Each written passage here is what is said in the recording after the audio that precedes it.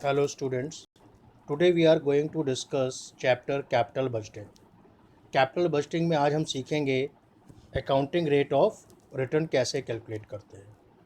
ठीक है, पहले तो ये समझा जाए कि अकाउंटिंग रेट ऑफ रिटर्न से मतलब क्या होता है। अकाउंटिंग रेट ऑफ रिटर्न से मतलब होता है कि अगर आपने कुछ इन्वेस्टमेंट किया है सपोज 1 लाख का और after 1 year you are getting income of ₹10,000, तो बेसिक लैंग्वेज में क्या बोलेंगे कि 1 लाख रुपए आए और 10,000 रुपये हमें वापस मिल रहे हैं, तो what is our rate of return? It is 10%।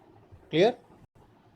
तो you can see very first line here, it attempts to measure the rate of return on investment in a project। यानी ROI, रिटर्न ऑन इन्वेस्टमेंट, या ARR का मतलब average return.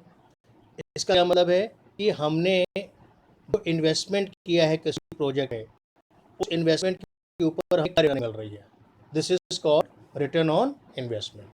ठीक है, अब second point को देखिए। While initial investment is taken into account in the calculation of ROI, अगर हम सिंपली इनिशियल इन्वेस्टमेंट को कैलकुलेशन करेंगे तो उस रेट को हम क्या नाम दे देंगे? ROI, return on investment. ठीक है, और अगर हम एवरेज इन्वेस्टमेंट को लेके कैलकुलेशन करें, when average investment is being considered for the purpose of calculation, then it is called average rate of return. तो ROI और ARR में फ़र्क आपको समझ में आ गया। ROI में हमें सिर्फ टेन इन्वेस्टमेंट वैल्यू को कंसीडर करना है और ARR में हमें इन्वेस्टमेंट की एवरेज वैल्यू को लिए कैलकुलेशन करना है। इसी इसी दो के बेसिक दो आप फॉर्मूले देखिए। Very first formula rate of return, formula is OS। OS का मतलब operating saving minus NI upon N। NI upon N means depreciation for the year, whole upon NI। ठीक है, into 100। NI means initial investment. तो ये जो formula बन रहा है जिसमें हम डिनोमिनेटर में सिर्फ NI लिख रहे हैं, तो ये फॉर्मूला क्या बता रहा है हमें? ROI के बारे में। See the second formula rate of return, again same formula OS minus NI upon N। OS से मतलब operating saving, again NI upon N means appreciation for the year, whole upon. अब यहाँ पे देखिए फॉर्मूले में चेंज हो गया है। यहाँ पे हमने क्या ले लिया है? NI upon 2। This NI upon 2 is called average investment. तो जब फॉर्मूले में हम NI के बजाय NI अपॉन 2 ले लेंगे तो उसी का फॉर्मूले का नाम क्या हो जाएगा? Average rate of return. Clear? OS means, जैसे मैंने अभी एक्सप्लेन किया, OS means operating saving before depreciation but after tax. अगर हम फॉर्मूले न्यूमरेटर की बात करें तो फॉर्मूले के न्यूमरेटर में क्या लिखा हुआ है? OS minus NI upon N। तो अगर इस पूरे न्यूमरेटर को हमें डिफाइन करना हो तो बट ऑपरेटिंग से आफ्टर टैक्स एंड डेप्रिसिएशन, यानी कि जो भी हमारी इनकम या प्रॉफिट आ रहा है उसमें से अगर हम टैक्स और डेप्रिसिएशन दोनों को माइनस करेंगे तो ये हमें फिगर कहाँ पे डालनी है? Clear? NI once again same thing, initial investment, NI up to average investment. ठीक है, और एक और फॉर्मूला आपको सीखना होगा। अगर एवरेज इन्वेस्टमेंट कैलकुलेशन में आपके पास क्वेश्चन में कुछ अदर इन्फॉर्मेशन भी हैं, तब एवरेज इन्वेस्टमेंट का फॉर्मूला क्या है ये देखिए। Average investment is equal to cost of investment minus scrap. ये फॉर्मूला तब यूज़ करेंगे अगर स्क्रैप वैल्यू क्वेश्चन में गिवन होगी। Whole upon 2 plus scrap plus additional working capital. Clear? तो ये फॉर्मूला आपको कब यूज़ करना है?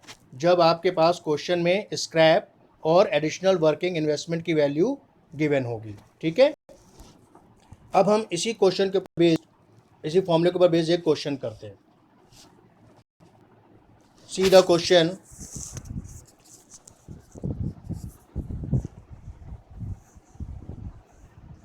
सी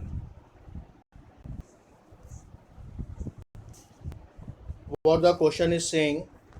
क्वेश्चन में कह रहे हैं a project cost 1 lakh and has scrap value of ₹20,000। Project में आपने कितना पैसा लगा रखा है? 1 लाख, और इसकी स्क्रैप वैल्यू कितनी है? 20,000।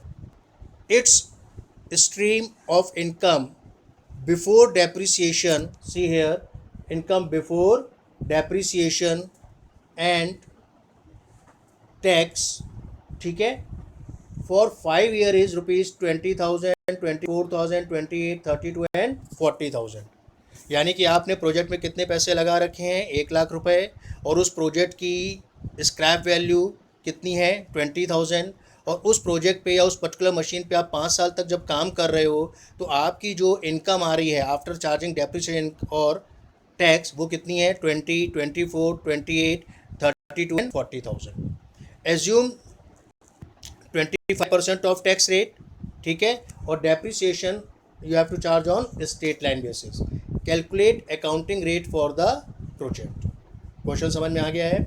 हमारे पास 5 साल की इनकम है, हमारे पास इन्वेस्टमेंट वैल्यू है, हमारे पास उस मशीन का स्क्रैप वैल्यू है, ठीक है, और टैक्स रेट भी गिवन है। तो see we have to start very first total profit before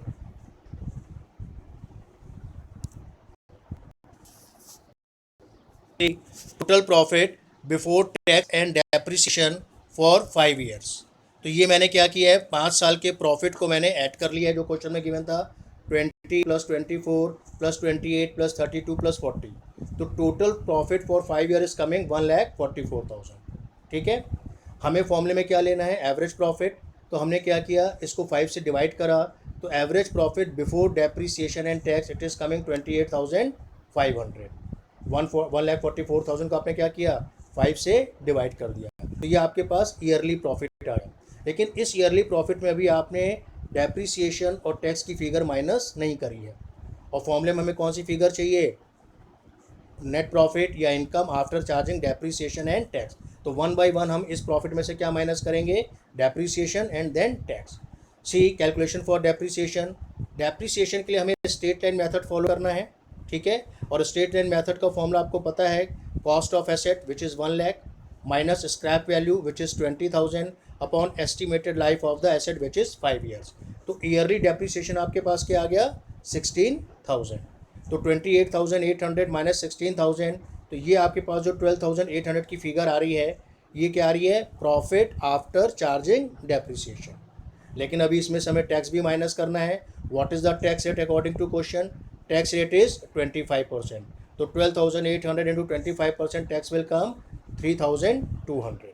तो जो हमारा प्रॉफिट जो हमें चाहिए न्यूमरेटर में फॉर्मूले में डालने के लिए, वो कितना आ गया, 9,600। क्लियर? कि हमारे पास क्या आ गई, operating saving after tax and depreciation. अभी मैंने आपको 2 फॉर्मूले बताए हैं रिटर्न को कैलकुलेट करने के, एक इनिशियल इन्वेस्टमेंट को बेस लेके और एक एवरेज इन्वेस्टमेंट को। तो पहले हम लोग इनिशियल इन्वेस्टमेंट को बेस ले रहे हैं।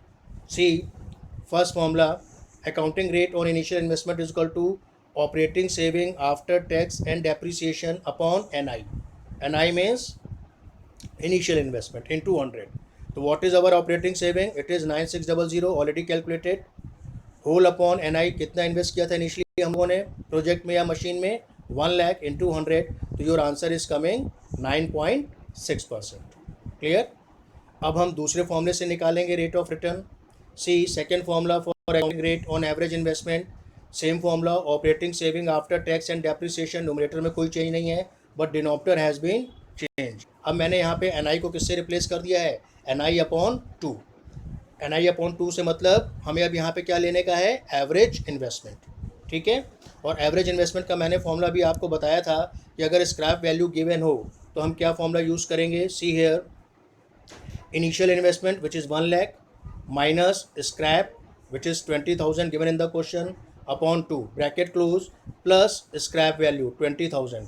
तो एवरेज इन्वेस्टमेंट इज कमिंग 60,000। तो जब आप इसको कैलकुलेट कर रहे हो तो आपके पास फाइनल आंसर कितना आ जा रहा है यहाँ पर, 16%, ठीक है। तो दोनों फॉर्मूले से आपने रेट ऑफ रिटर्न कैलकुलेट किया, एक में आपका आंसर आ रहा है 9.6% और दूसरे में आपका आ रहा है 16%। That's all student, thank you.